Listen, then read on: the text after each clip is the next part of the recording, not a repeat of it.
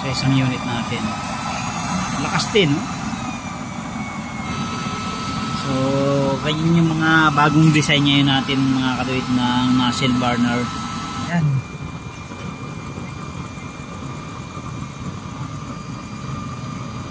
Sulit na sulit yung ating bagong experiment.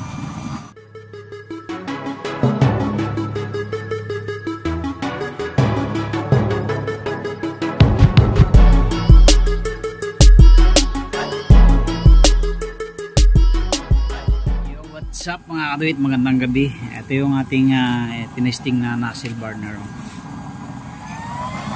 sa isang unit natin. Lakas din, no?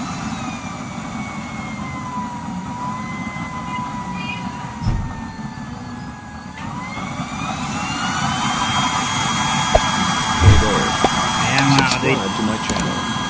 So 24 volts na lang yan, di na 28 volts. Binawasan natin para mas malakas yung bigay ng apoy. Kung makapansin nyo, pati yung gilid niya may lumalabas. Pera pa yung sa ibabaw. Mas maganda yan pagka mas mataas ng konti yung chamber. Ito kasi kaya medyo nagdidilaw na ganyan. Mababa yung chamber natin. Nakadesign kasi ito sa splash proof, kaso hindi ko na tinapos. Hindi ko na ginawa. Kasi abala lang yung splash proof na yan. Itong ganito talaga, ano to eh. Mas maganda pang gamitin yung ganyang open. Kung gusto mong mabilis makaluto, ayan, ganyan ang gawin mo. O yan, yan yung ating testing. Tinesting ko lang yan mga kaduit. Bali, lahat ng design ko ngayon, ganyan na yung ginawa ko. Tapos yung chamber natin, binabaan na natin, ginawa na lang nating gis.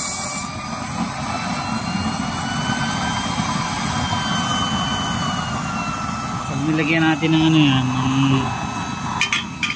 ayan o. Akala nyo lang medyo yellow flame, pero pag nilagyan nyo ng salang, blue yan, ang lakas pa. So ganyan yung mga bagong design ngayon natin mga kaduit ng nozzle burner, para mas may puwersa, mas malakas. Kasi pag maraming base dun sa mga na-experience ko na mga nagawa natin, pag maraming butas sa katawan ng nozzle burner, sa bandang taas ay humihina siya. So ginawa natin yan, 3 layer lang yung butas niya sa ilalim, no?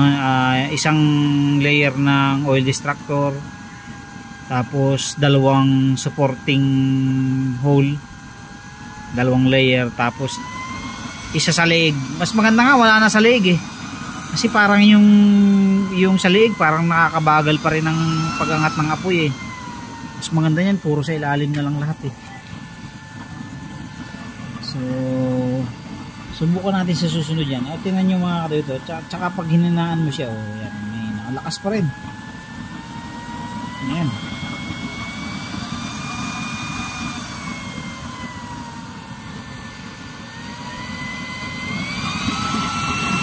Lakas oh. Sulit to, sulit. Ganyan na lahat yung mga ginawa natin na nozzle burner.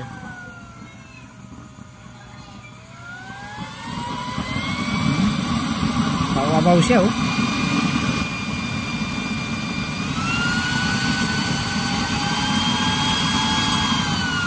Pero pag sinubrang lakasan mo rin, humihina din. Kailangan alalayan mo rin lang yung volume, katulad niya na, yan yung volume niya.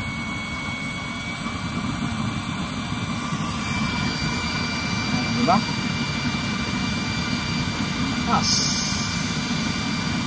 Shoutout nga pala dun sa isang nag-comment sa atin, kalukuhan daw yung use oil natin ay blue flame. Shoutout sure, matagal ng blue flame yung mga ano natin. Kahit sa mga ibang tropa natin gumaga, blue flame talaga yan. Shoutout sa inyo. Ayos na ayos mga katuwid oh. Grabe lakas. 24 holes na lang yan. Hindi na natin kailangan mag 28 holes pa.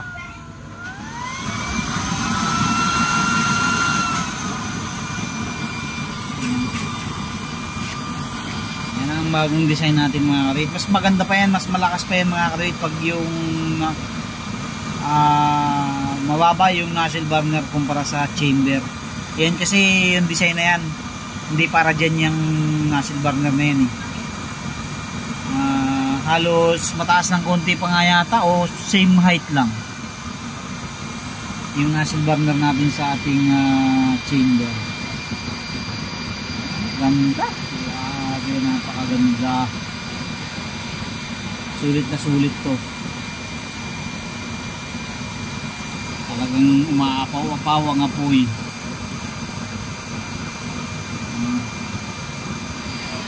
Diba?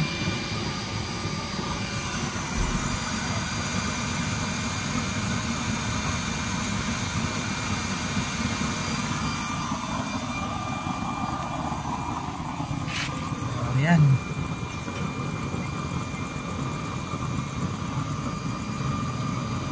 Sulit na sulit yung ating bagong experiment. Ayan, i-rebuild din natin yan, yung mga butas na yan.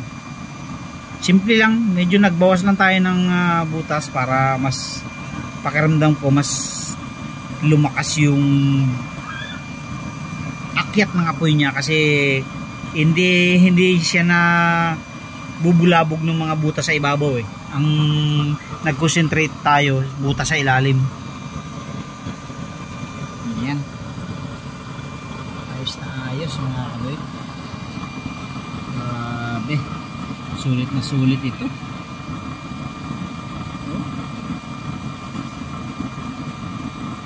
Sulit na sulit.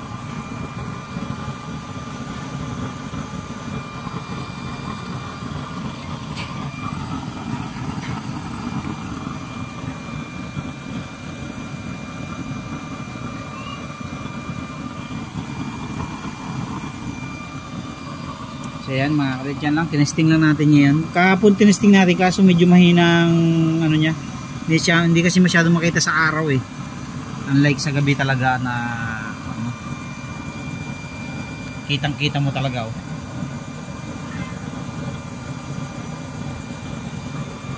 Yan oh.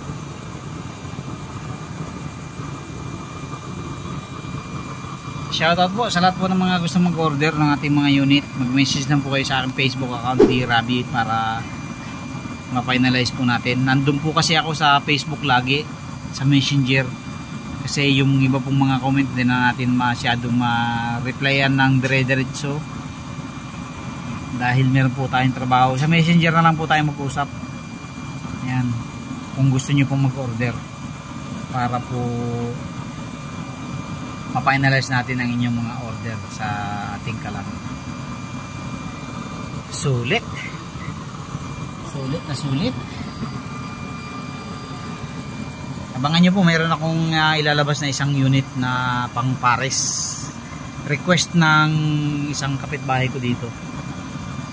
Ayan, pinagawa sa atin. Tapos na, tangke na lang ang kulang nun. So, yun lang po. Maraming salamat sa inyong patuloy na suporta at panonood sa ating mga video. God bless po sa inyong lahat. Ayan, tinestin lang po natin yan para makita nyo yung flame.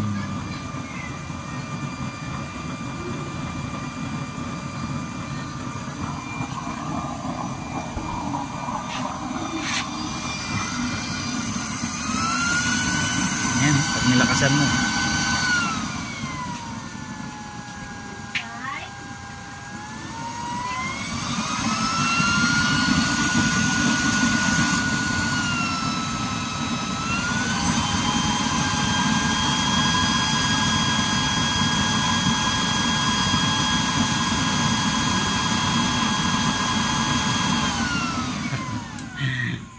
Natin kasi maubos na yung langis niyan, magluluto pa tayo, so tinesting lang natin.